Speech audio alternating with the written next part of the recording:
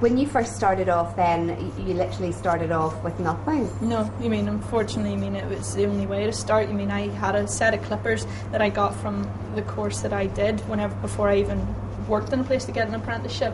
So I had a set of clippers that were rickety and terrible, and I had a pair of scissors that were rickety and awful, but I keep them as almost mementos to go, don't be going back there. And so I still have them, but we kind of moved on a wee bit. Craig, worked hard in that, and we got a bit of money, and we got a rickety table. It was nothing great, and so worked on that, and then a wee bit more money, and we put money into a dryer, and then a bit more money, and we put it into a proper table, and that. So we kind of worked on from that, and then before we knew it, it was a case of people were kind of phoning me, and it was not able to work from home anymore. So we had to move to premises, and it was very difficult. It was very daunting, the whole thing of, oh my goodness me, I'm the boss, buck stops for me, and panic stations. But as long as you're honest as much as you can be, and as long as you work hard and do your best, nobody should expect anything more of that.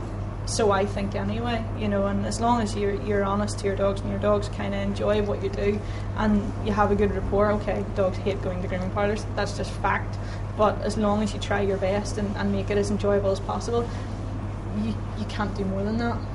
Not all dogs like it, but you just got to work with it.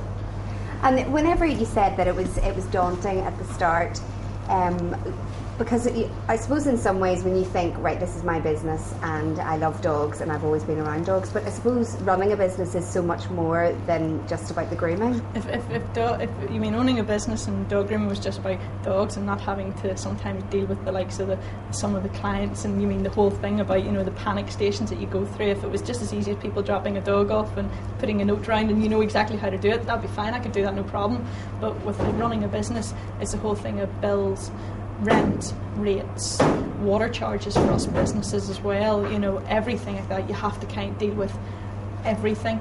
The advertising of a business, trying to set up an established name, just trying to do your best, and that's all you can do, and nobody can expect any more. But it's very scary, but if you truly believe that you can do something and do it as best of your ability, you shouldn't have any problems, really.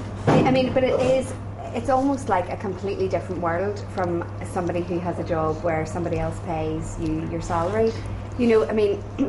Just in terms of things like sickness, you can't really be sick, can you? Apparently not. It's an unwritten law that people who own a business don't get sick, and you can't do the things that you could do working for someone, and unfortunately your job doesn't stop at 9 to 5 or 8 till 5:30 in my case, and unfortunately, that'll go on 7 days a week. We would come in and you'll still get phone calls and people leaving messages trying to get their dog booked in, and it's impossible sometimes, but all you can do is, just work through it and do your best, and just as long as you're as honest as possible and as long as your dogs seem to enjoy it, then you can't really say too much. Oh, that dog knows how to perform. You have him well trained.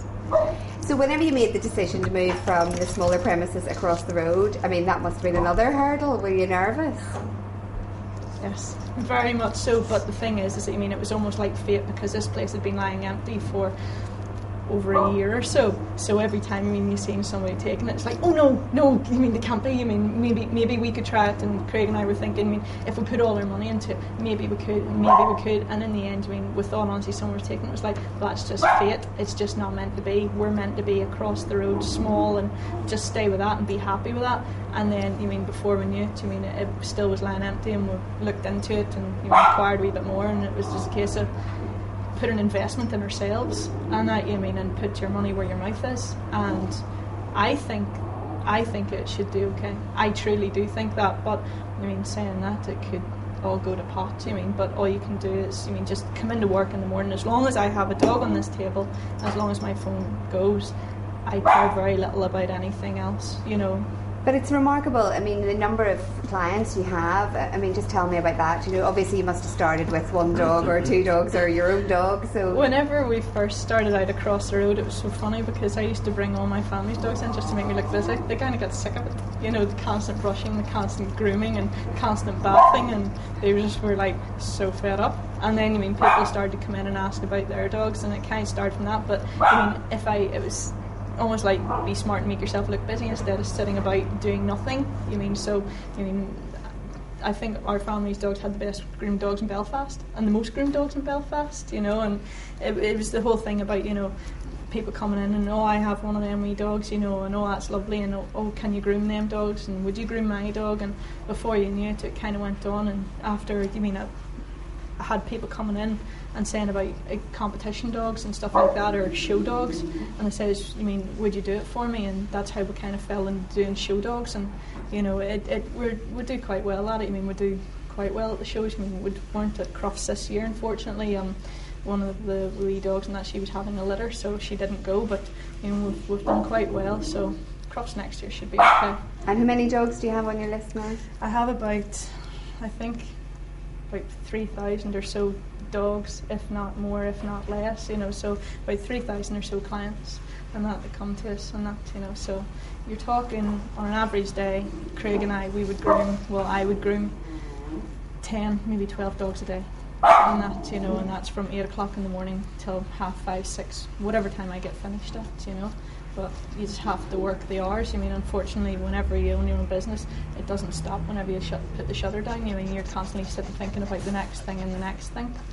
Do you get to take holidays? Not really, and that, we certainly do take time off in July and Christmas and stuff like that, but, you know, unfortunately, the holidays, if you're closed, you're not making money, and unfortunately bills still need paid whenever we're closed, so,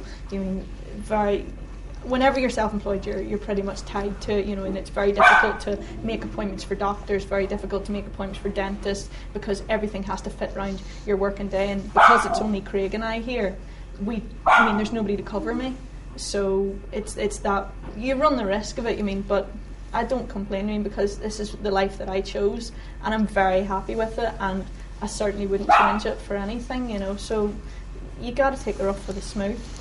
And taking the rough with the smooth, you made the move like right in the middle of a recession, so in a way, did that put even more pressure on you? Were you thinking, oh God, like people might have less money and they may let their dogs go and not bring in the business? Very much so, you know, but the thing is that, we were doing very well across the road, and we were a very small place, and, you know, myself and Craig and one other person, and that was packed, you know, anything more than that, it was just like, oh please, you know, claustrophobia.